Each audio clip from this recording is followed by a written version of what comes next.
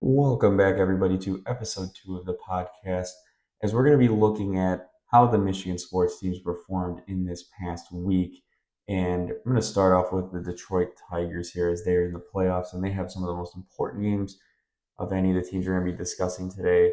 But when you look at it, they won in the Cleveland series. The first episode was right before they were getting to game three. They ended up squeaking away and winning. The Tigers are just such a weird team to watch, man. I don't even know how to really quantify it. They really can't hit the ball at all. I mean, I'm looking at some of these averages in the playoffs, and they're just absolutely atrocious. They really are seeming to be carried by all of the pitching that they have at the starting rotation. And the bullpen has stepped up a little bit because they were struggling towards the end of the year. And it's keeping them in the games because they have an inability to score more than 3 runs a game. And I feel like in the playoffs, if you can't score at least 3 runs a game, it's very hard to keep winning. And game two was kind of a byproduct of that. I mean, they had, uh, 2 runs in the eighth inning, and then that was really all they could muster up the entire game. And Seattle just had to score one more run, which they did, and that was basically all she wrote for the Tigers. Just looking at the lineup, I mean, Skubal pitched very well, 7 innings, 9 strikeouts, only gave up 2 runs. I mean, if your ace is giving up only 2 runs in the playoffs, you should be able to figure out 9 innings to get three. And since the Tigers can't do that right now, it's very hard for me to believe that they're going to go very far in the playoffs. I mean, I don't think I think this series is now a 50-50 series since Seattle won game two because, the Tigers can just win their 2 home games and then go to the ALCS. But it's just the only problem I have is what will the pitching continue to be this dominant for the starters in the bullpen and not give up a lot of runs to a really good Seattle Mariners, you know, a lineup here. I mean, if we're looking at it, their lineup, I think has more potential than what they're producing right now. I mean, you got Riley is obviously a beast. He's already has 4 hits in the series. Rodriguez also has 4 hits in the series. Polanco yesterday had 3 hits, 2 home runs off of Skubal. Everybody else hasn't done anything. Like Suarez has done nothing. Um, you know, Arozarena, he's batting 125, so I think he's 1 for 7 or something. It's just not really what Seattle was doing throughout the year in terms of their production, and I feel like the Tigers are just kind of taking advantage of that and keeping themselves in games because the pitching has been just so good, and they just need to muster up like 2 clutch hits, even though they're also leaving 40 people on base. Like the issue is the runners in scoring position. The Tigers have capabilities to score 5 runs a game. They just are the least clutch team when it comes down to it with runners in scoring position. It's really bad. And I think the Mariners yesterday did a good job when they had runners in scoring position. They didn't have it much because Skubal was a beast. But looking at the rest of the series, you go into Detroit now.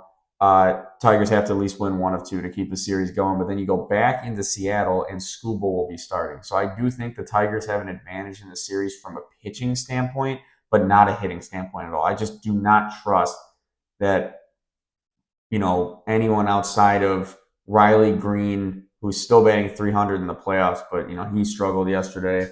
Kerry Carpenter's batting 278. He hit the home run, but he was 0 for 3 again. I think in this series he's still like 1 for 7, 1 for 8, other than the home run. So they're just not getting any consistency. Dingler is batting 56, done absolutely nothing. McKinstry's done absolutely nothing, batting 63, and just had some horrible at bats yesterday. Not even really close. 2 strikeouts, barely putting the ball in play. Baez had a blue pit. He's batting 316. He's been one of our better players in the playoffs, but he's struggled a little bit in this series. I think he's 1 for 7 as well. Parker Meadows is basically a ghost right now. The whole lineup has just been weird. Torres has had some good at bats in this series. He struck out twice yesterday, but he was getting some long at bats to get the pitchers tired. But so I'll give him credit there. Torkelson's basically been a ghost. He's been 167. Just Perez obviously has been a ghost except for 1 hit against Cleveland. That was a clutch hit, but really nothing other than that. Overall, not impressed at all. This lineup is so hard to watch. If the Tigers don't go out and get more bats, or at least bring up the farm system, because it has to be better than what we're seeing right now. You cannot have this many guys batting under 100 in the playoffs. That's just not going to get anything done. And then for Seattle, I'm just looking at their playoffs right now. I mean, they've only played 2 games, but you need more production outside of Raleigh and Rodriguez, and then you have a good chance. And then Polanco finally stepped up. But look at the rest of the lineup. They have done literally nothing. I think the rest of that lineup probably has one hit. So that's the issue.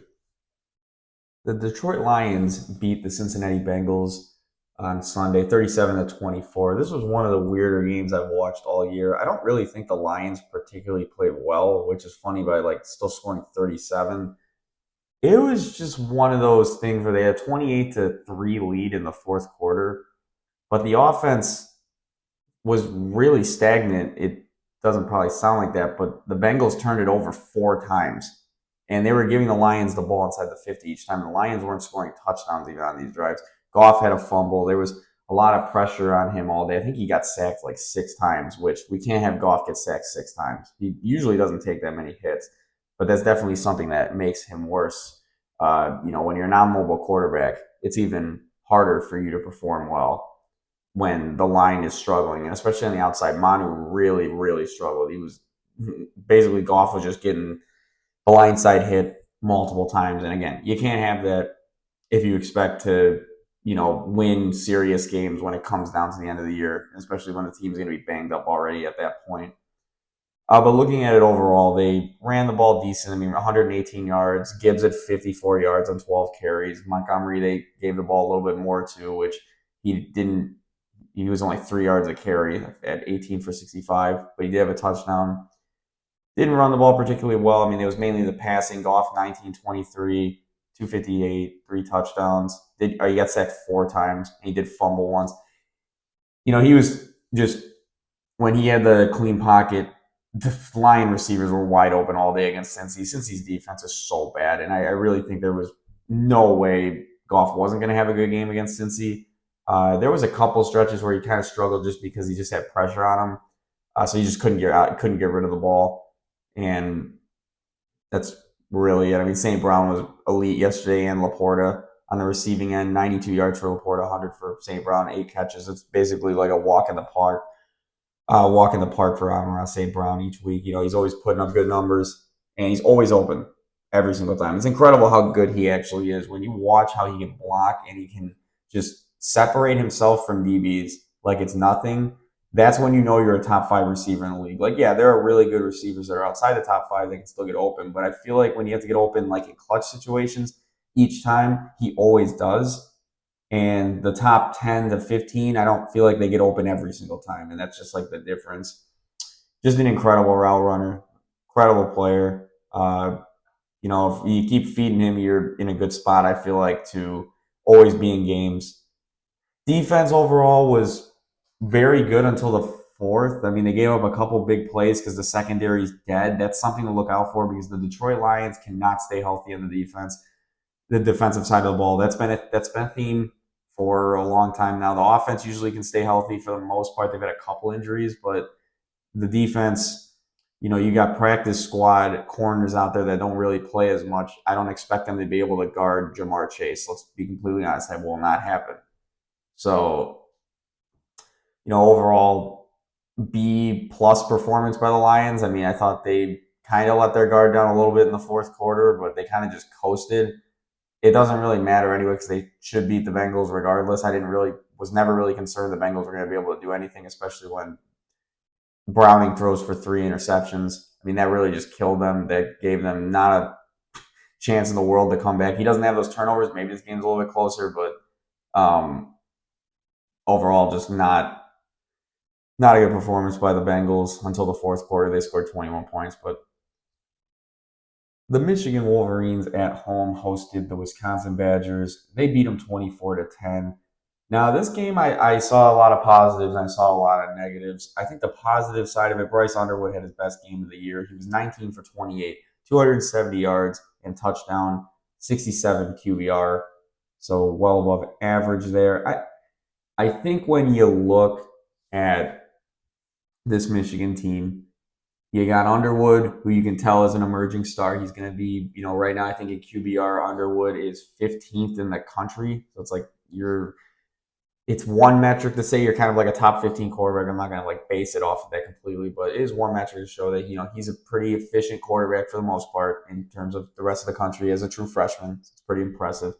And just having Justice Haynes being he's, I would say, your best player on the team. He's rushing for 100 yards a game, another 2 touchdowns. He's the only player since 2010 to have 100 rushing yards in each of the first 5 games. Bernard Robinson was the last to do that. So he's had a really, really good start to his Michigan career at this point, coming from Alabama.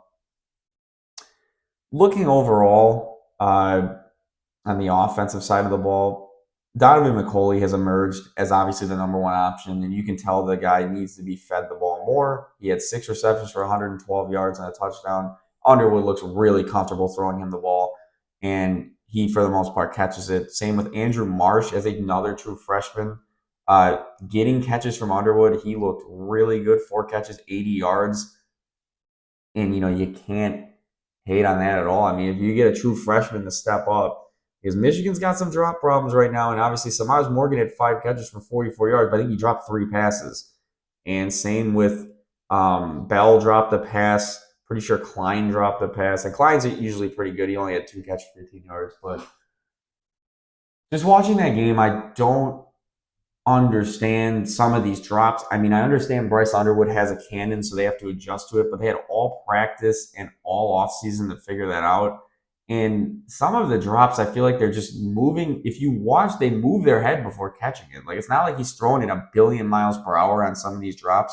Some, they are Underwood's fault. Like, it's way too close. He's just chucking it. I absolutely agree on that, and he'll have to figure that out. But some of these other drops, like he's escaping the pocket, he's throwing on the run. That ball does not have as much zip as some of these ones where he's in the pocket and he's setting and throwing. And they're just blatantly dropping him.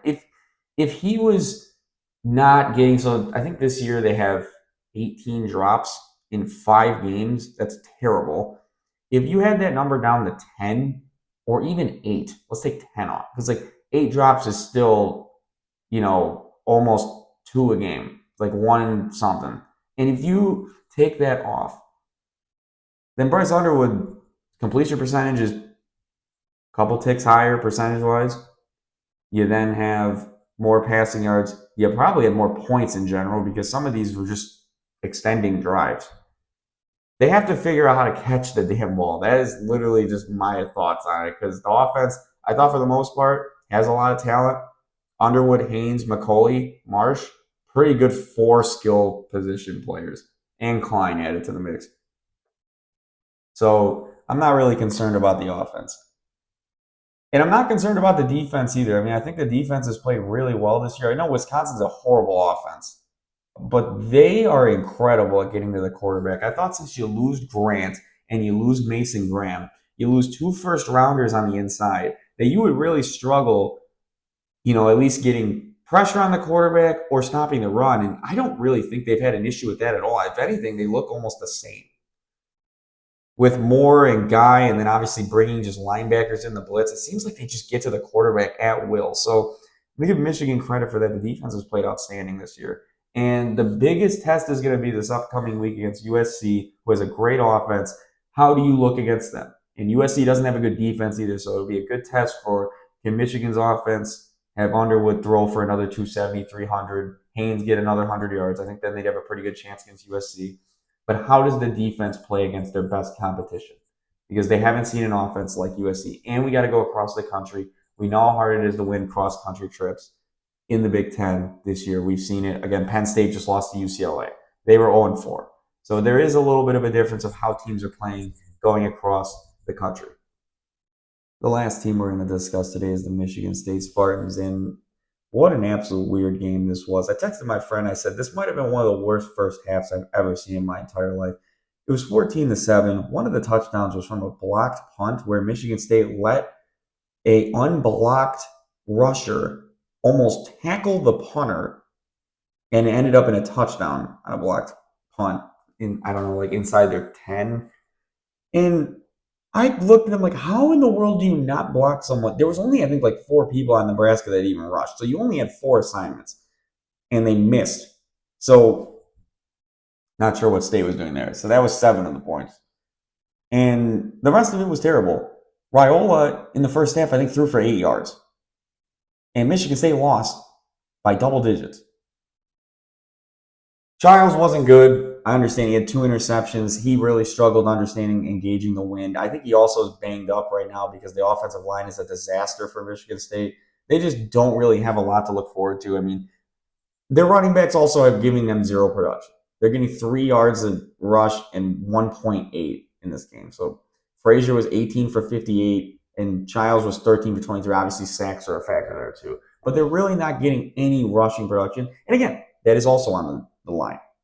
I'm not saying it's all on the running backs, but the line of scrimmage, you got to win the line of scrimmage if you're going to run the ball and if you're going to pass effectively. And Michigan State hasn't really done that at all.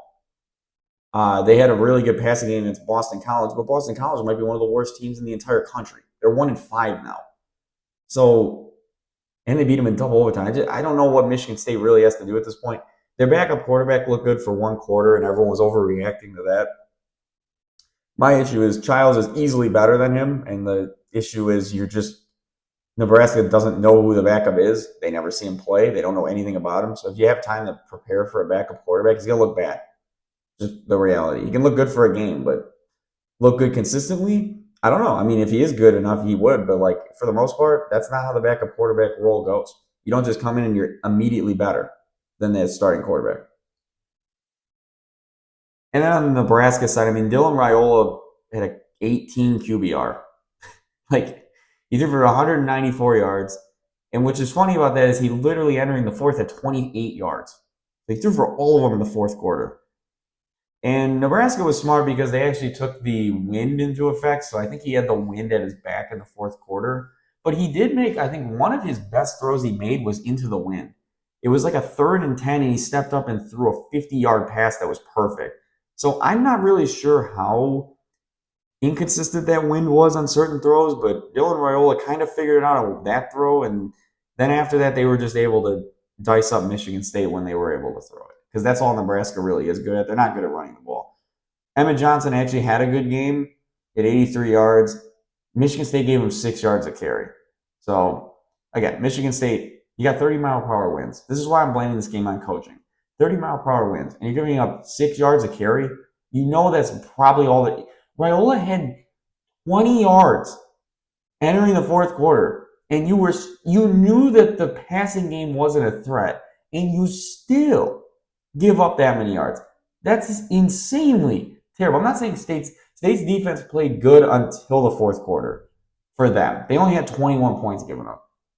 But, bro, how does Jonathan Smith see that and go, or the defensive coordinator, them talk to each other and go, maybe we should, put 8 in the box because they can't throw. They don't have really the greatest receivers either. But Michigan State still gives that up. It's just embarrassing.